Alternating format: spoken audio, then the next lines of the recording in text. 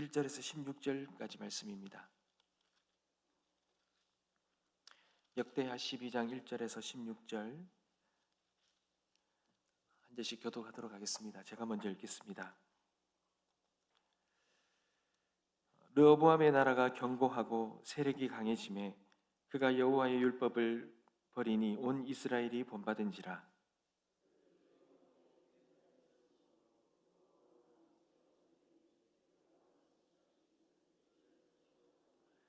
그에게 병거가 1200대요 마병이 6만 명이며 애굽에서 그와 함께 온 백성 곧 리비아 숲과 쿠스 사람이 헤아릴 수 없이 많더라.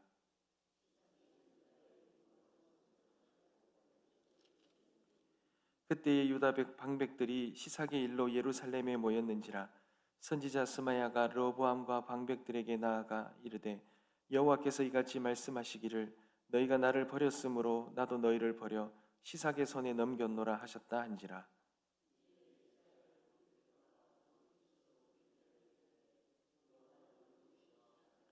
여호와께서 그들이 스스로 겸비함을 보신지라. 여호와의 말씀이 스마야에게 임하여 이르시되 그들이 스스로 겸비하였으니 내가 멸하지 아니하고 저희를 조금 구원하여 나의 노를 시삭의 손을 통하여 예루살렘에 쏟지 아니하리라.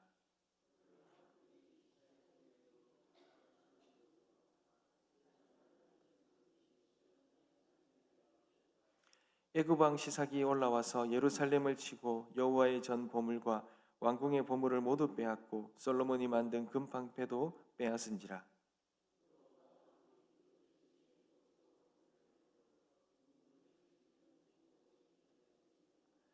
왕이 여호와의 전에 들어갈 때마다 경호하는 자가 그 방패를 들고 갔다가 경호실로 도로 가져갔더라.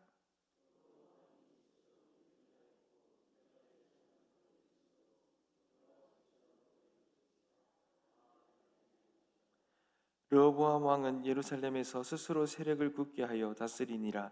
르호보암이 왕위에 오를 때에 나이가 41세라. 예루살렘 곧 여호와께서 이스라엘의 모든 지파 중에서 택하여 그의 이름을 두신 성에서 17년 동안 다스리니라. 르호보암의 어머니의 이름은 나아마요 암몬 여인이더라.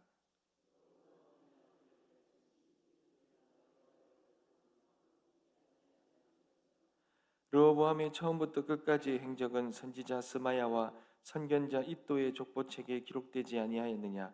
르호보암과 여로보암 사이에 항상 전쟁이 있으니라.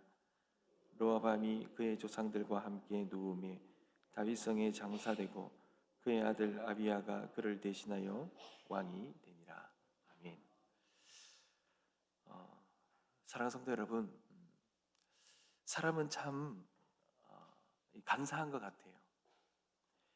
거친 풍랑이 몰아치는 바다 위에 서 있을 때는 누구나 간절히 그렇게 신을 찾습니다. 배가 부서질 듯 흔들리고 그리고 생명의 위협을 느끼면 우리는 본능적으로 무릎을 꿇습니다. 그리고 소리칩니다. 주님 살려주십시오. 그런데 여러분, 이 폭풍이 지나가고 바다가 정말 고요해지고 그 무섭던 검은 구름들이 다 사라지고 맑은 햇빛이 들이우면 여러분, 그때의 사람들의 마음은 어떻게 변합니까? 언제 신을 찾은 것냐는 것처럼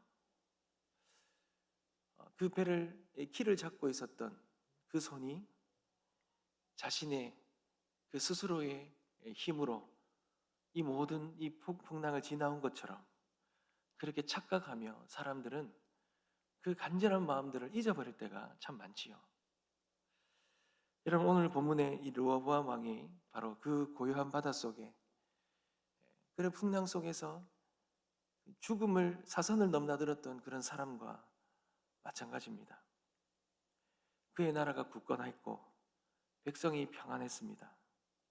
어떻게 보면 그가 다스리는 이 왕위가 점점 안정되었고 성공의 정점에 있었습니다. 그때 그의 마음속에 이제 내 힘으로 모든 것이 충분하다라는 그런 교만한 마음들이 스며들었던 것입니다. 여러분, 그럴 때 어떻습니까? 우리가 하나님의 인도하심을 따라서 하나님의 그 뜻을 따라 걸어가던 우리 모든 삶에 그런 하나님의 모든 뜻을 덮어버리죠. 그리고는 그 안에서 우리의 생각, 우리의 마음으로, 우리의 판단으로, 우리의 교만으로 살아가는 것, 이것이 우리의 인간의 마음이 아닌가 싶습니다. 여러분, 오늘 이 르호보암의 이야기를 통해서 우리의 인생 속에서 우리가 정말 놓치지 말아야 될 것들, 정말 우리가 잃어버리지 말아야 될 것들이 무엇인지를 한번 돌아보면서 우리가 변하지 않는, 하나님 앞에서 변하지 않는 이 믿음의 신앙을 지키며 살아갈 수 있는 은혜가 있길 간절히 소망합니다. 여러분, 오늘 1절을 한번 보십시오. 르호보암의 성공의 노래처럼 들리지요. 그러나 여러분, 이 노래는 그가 실패의 서곡으로 우리는 볼 수 있습니다. 여러분, 오늘 1절 한번 보십시오. 르호보암의 나라가 견고하고 세력이 강해집니다. 그런데 이내 그가 여호와의 율법을 버리고 온 이스라엘이 본받게 됩니다. 왕이라는 거대한 나무가 흔들려 버리자 그 그늘 아래에 있던 모든 백성들이 함께 쓰러져 버린 것입니다. 여러분, 한 사람의 영적인 교만이 온 공동체를 오염시킨다는 것을 우리가 볼 수 있습니다. 여러분, 하나님을 버린 그들의 삶, 하나님께서는 어떻게 하시겠습니까? 이 애고방 시삭이라는 거대한 풍랑을 보내십니다. 솔로몬 시대의 그 화려했던 영광들, 그 찬란했던 금으로 가득했던 그 성전이 한순간에 약탈당하는 위기에 처해버린 것입니다. 여러분, 그때 선지자 스마야가 차갑고도 분명한 섬뜩한 하나님의 음성을 듣고 이 르호보암을 찾아옵니다. 여러분, 5절 한번 보십시오. 그때에 유다 방백들이 시삭의 일로 예루살렘에 모였는지라 선지자 스마야가 르호보암과 방백들에게 나아가 이르되 여호와께서 이같이 말씀하시기를 너희가 나를 버렸으므로 나도 너희를 버려 시삭의 손에 넘겨놓으라 하셨다 한지라. 하나님을 등진 자, 여러분, 하나님의 등을 지면 하나님의 등이 얼마나 차갑고 두려운지를 하나님께서는 그렇게 보여주십니다. 여러분, 이 스마야의 이 선포가 얼마나 서늘한 선포입니까? 얼마나 섬뜩한 선포입니까? 너희가 잘 되자, 형통하자, 내가 견고하고 형통하게 할 때 너희가 나에게 등을 질 때, 그래, 그러면 그 하나님의 등이 얼마나 차갑고 두려운지 내가 보여주겠다. 사랑하는 성도 여러분, 우리가 길을 잃을 때는요, 어둡고 캄캄할 때가 아닙니다. 사실은 우리 영적인 삶의 길은 잘 보일 때, 마치 대낮과도 같을 때, 그때가 위험하고 길을 잃어버릴 때입니다. 내 힘으로 충분하다고, 내 지혜가 뛰어나다고, 여러분, 우리가 영적으로 무너지는 가장 위기는 잘 될 때 이것이 마치 나의 힘으로 된 것과 같이 더 이상 하나님을 찾지 않아도 이 모든 삶이 평안하다고 생각될 때, 여러분, 영적인 안개가 우리 앞을 가려버립니다. 우리의 사업이 번창할 때, 자녀들이 잘 될 때, 우리 공동체가 부흥의 노래를 부를 때, 여러분, 그때일수록 더 낮은 자세로 하나님 앞에 엎드려야 합니다. 모든 것이 주님의 은혜입니다. 한순간도 주님 없이는 하나님 모든 이 형통을 우리가 누릴 수 없습니다. 늘 우리가 영적으로 깨어 주님 앞에 겸비하며 나아가야 될 것입니다.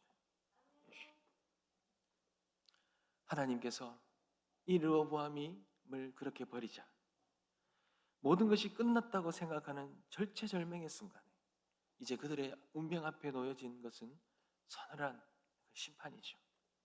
그런데 여러분, 놀라운 반전이 일어납니다.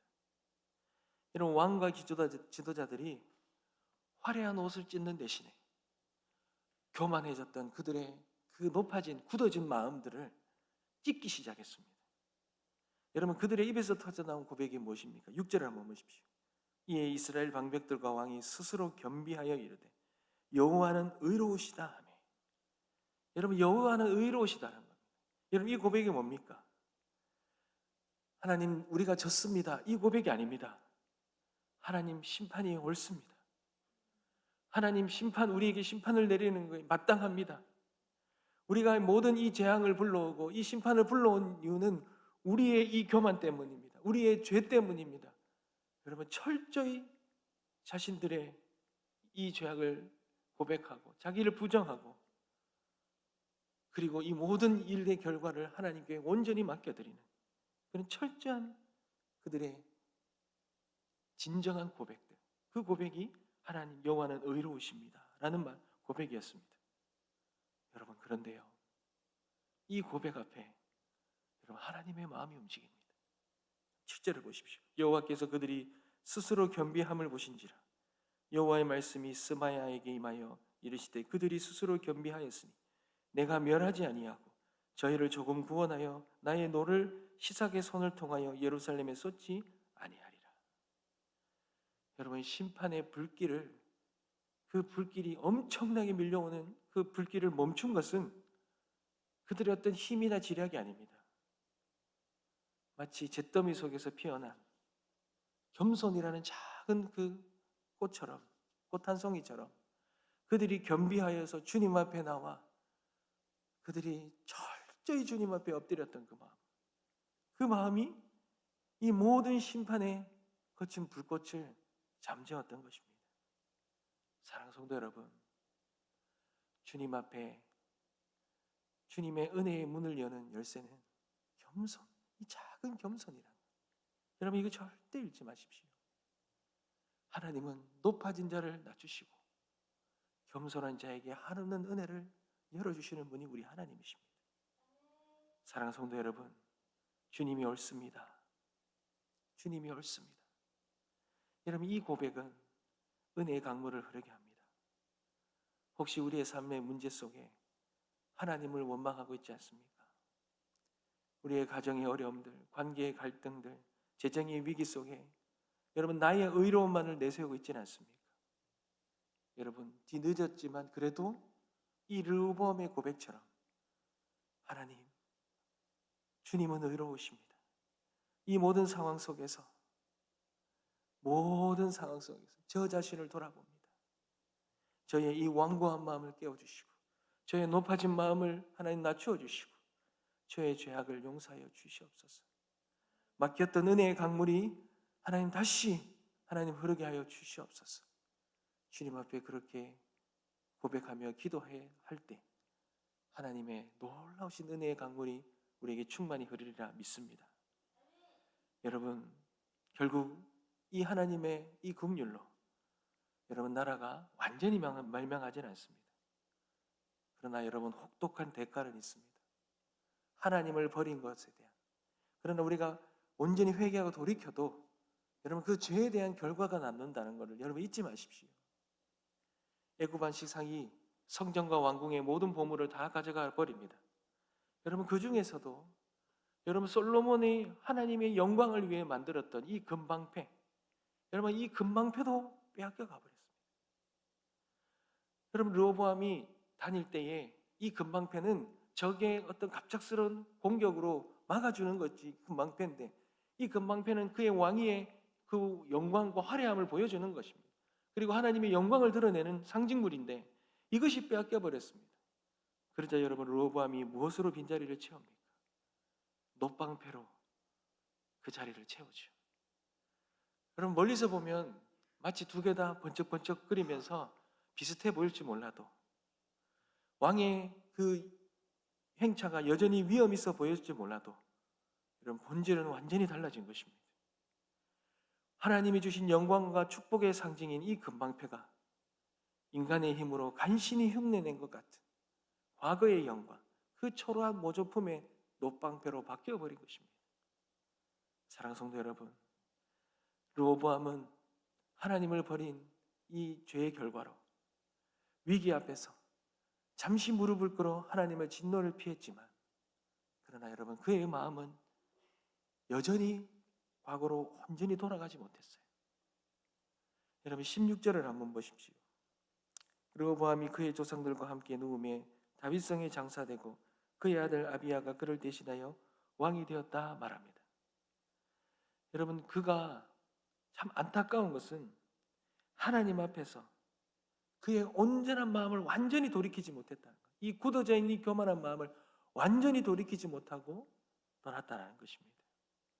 사랑하는 성도 여러분, 순간의 눈물이 아니라 평생의 하나님 앞에 신실한 발걸음으로 하나님에 대한 우리의 믿음을 증명하는 삶을 살아가게 되시길 간절히 소망합니다.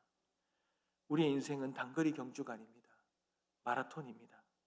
묵묵한 순종에 그렇게 걸어가는 그런 마라톤이라는 거예요. 르호보암의 노방패의 신앙을 버려야 합니다. 위기가 닥칠 때만 잠시 하나님을 찾고 문제가 해결이 되면 세상의 방식으로 돌아가는 신앙은 결국 녹색의 광택처럼 흐려지고 말 것입니다. 주님은 일시적인 눈물이 아니라 삶으로 드리는 그러한 신실한 순종의 발걸음을 원하시는 것입니다. 사랑하는 성도 여러분, 우리가 그렇게 주님 앞에 진실되게 신실한 마음으로 주님 앞에 나아가는 우리의 온전한 하나님이 기뻐하시는 삶, 하나님 앞에 올려드리는 그분의 영광을 올려드리는 그런 금방패의 신앙을 가진 우리 모든 성도님들 되시길 주님의 이름으로 축복합니다. 기도하겠습니다. 아버지 하나님, 우리의 삶을 베풀어 주신 그 형통의 은혜를 하나님 감사합니다. 우리가 그 하나님을 붙들고 살아갑니다. 하나님, 그러나 하나님이 이 큰 은혜를 주실 때에 우리가 하나님을 놓지 않게 하여 주시옵소서. 하나님을 잃어버리지 않게 하여 주시옵소서. 주님 앞에 서는 그날까지 우리가 이 믿음의 경주를 완주하며 신실하게 믿음을 지키며 나아가는 우리의 삶이 되어지게 하여 주옵소서.